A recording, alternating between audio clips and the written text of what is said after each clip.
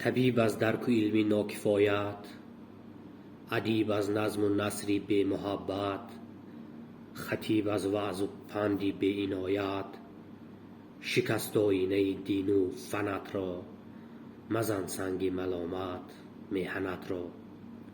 رئیس پارگر از تو طلب کرد، اگر پالیسی به وجدان غضب کرد، اگر نومنصب شور و شغب کرد، مخیزان بی سبب موی تنت را، مزن سنگ ملامت میهنت را.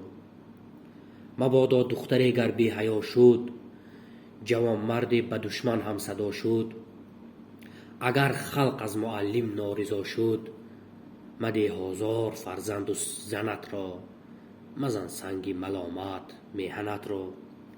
اگر نرخ و نوا شد آسمانی، اگر رنگی رخت شد زعفرانی، زیناداری نیابی آب و دانه، بمان یک سو همه ما و منت را، مزن سنگ ملامت میهنت را.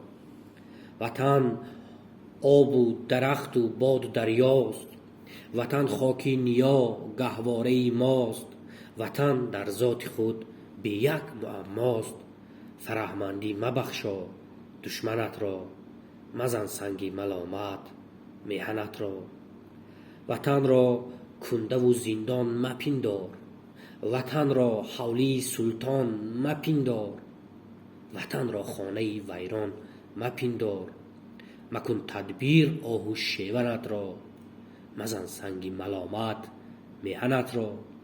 به حرف دشمنان باور چو کردی، به تندی میل زور و زر چو کردی، سرودی فتنه باف از بر چو کردی، بیدارم همچو طفل دامنت را، مزن سنگ ملامت میهنت را.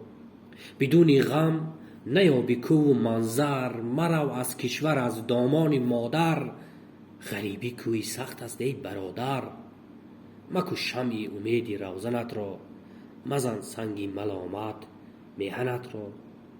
اگر آهنگری کو باهنت را، بزن بیل و کلند و سوزنت را، بده آب از سرشک گلشنت را، به یک کار نشان ده بودنت را، مزن سنگ ملامت میهنت را، مزن سنگ ملامت میهنت را.